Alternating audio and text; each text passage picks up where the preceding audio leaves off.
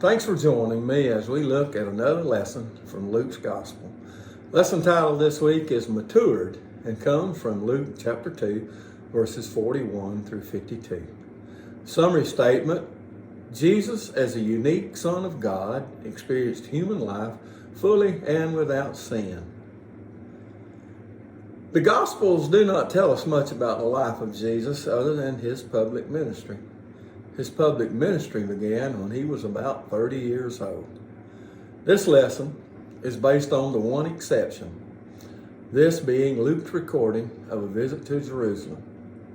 Jesus was with his parents as they traveled for the Passover. They travel there every year to celebrate the festival of the Passover. The law required all men to attend the festivals of Passover, Pentecost, and Tabernacles. Luke tells us in verse 42 that Jesus was 12 years old. Luke considered this important enough to include in Scripture. Most Jewish boys were considered men by this age. There's a gap of 12 years between verse 39 and verse 41 of Luke chapter 2. Verse 40 tells us, "And the child grew and became strong. He was filled with wisdom, and the grace of God was on him." He grew up like any other Jewish boy. Luke re-engaged with the account of the family's pilgrimage to Jerusalem for Passover when Jesus was 12 years old. This journey was not a new experience for Jesus, since his family made the trip every year.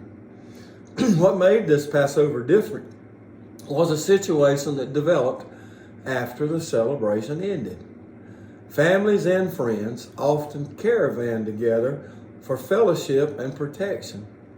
Children commonly intermingled with each other's families.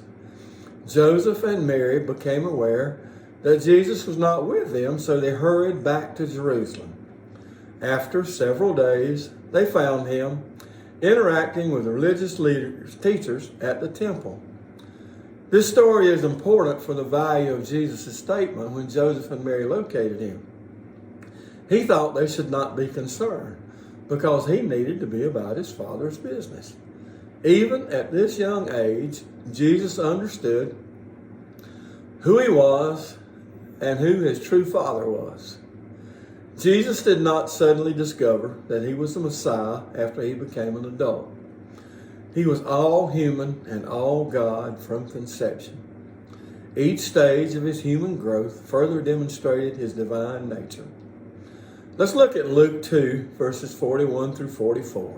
And I'm using the NIV translation. Every year, Jesus' parents went to Jerusalem for the festival of the Passover. The festival of Passover recognized God's deliverance of Israel from Egypt. It also symbolized a substitutionary atonement for the firstborn of each household. God commanded the people to observe this celebration each year as an act of remembrance. Joseph's family faithfully observed the scriptures every year they traveled to Jerusalem. Verse 42, when he was 12 years old, they went up to the festival according to the custom. Luke did not describe the previous visits to the Passover celebration. Something about this trip was different. Jesus was 12 years old. At 13, Jewish boys were generally considered to be men. This journey occurred while Jesus was still considered to be a child. The narrative does not detail the events of the Passover festival, but focuses on a singular event after the festival was over. Verse 43, after the festival was over, while his parents were returning home, the boy Jesus stayed behind in Jerusalem, but they were unaware of it. How could parents not know their child was not with them? We need to understand how families travel during Bible times. When large numbers of pilgrims went to Jerusalem for the great festival, they all traveled in caravans. The women and children would be toward the front, and the men would bring up the rear. Joseph and Mary could have easily assumed Jesus was with the other parent or with relatives. Verse 44, thinking he was in their company, they traveled on for a day. Then they began looking for him among their relatives and friends. As an observant Jewish family, they would not have traveled on the Sabbath. So this incident likely took place midweek after the Passover celebration. While the family was returning to Nazareth, Jesus stayed behind in Jerusalem. He is called a boy. This notation is important because in his human development, Jesus was still a child. Joseph and Mary were unaware Jesus was not in the caravan. His staying behind in Jerusalem was not an act of disobedience, but reflected the natural act of a child whose attention was captivated by the teachers he met at the temple. Luke 2:45 through 47. Verse 45. When they did not find him, they went back to Jerusalem to look for him.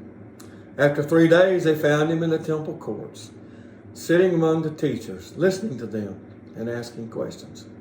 Everyone who heard him was amazed at his understanding and his answers. When Joseph and Mary did not find Jesus, they were anxious.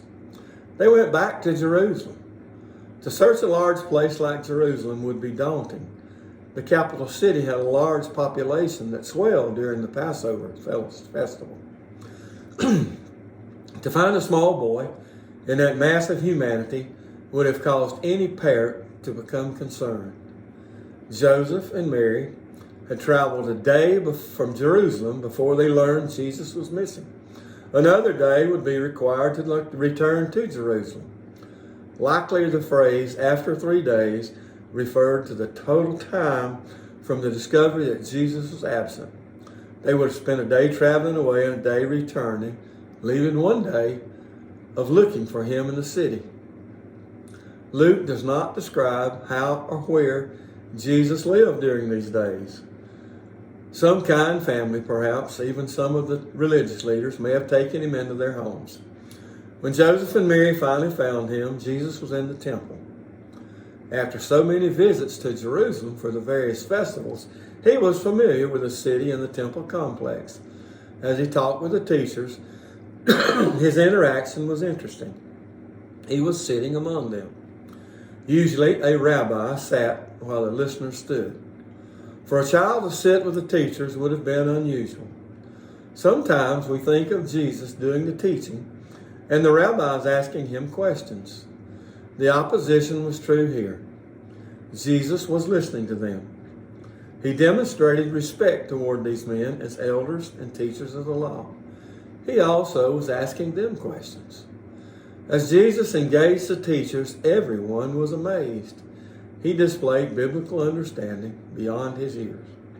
The phrase everyone who heard him suggests other people were present in addition to the teachers. Luke presented Jesus' full humanity and full deity.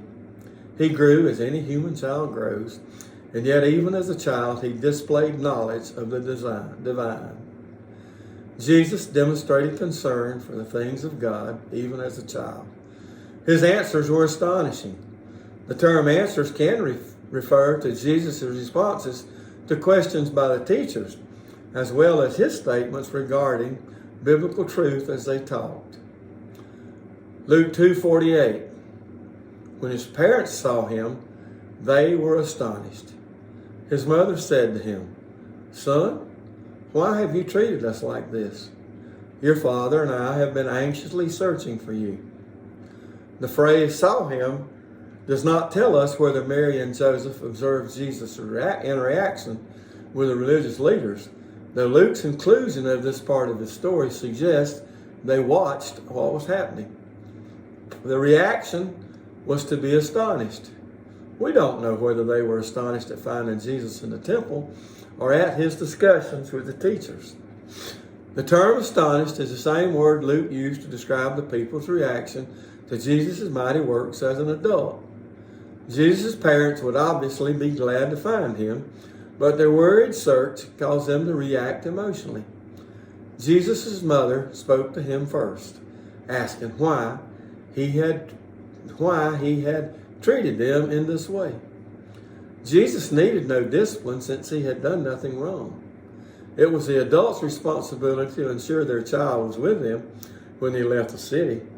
Still, a mother who has experienced fear normally responds accordingly.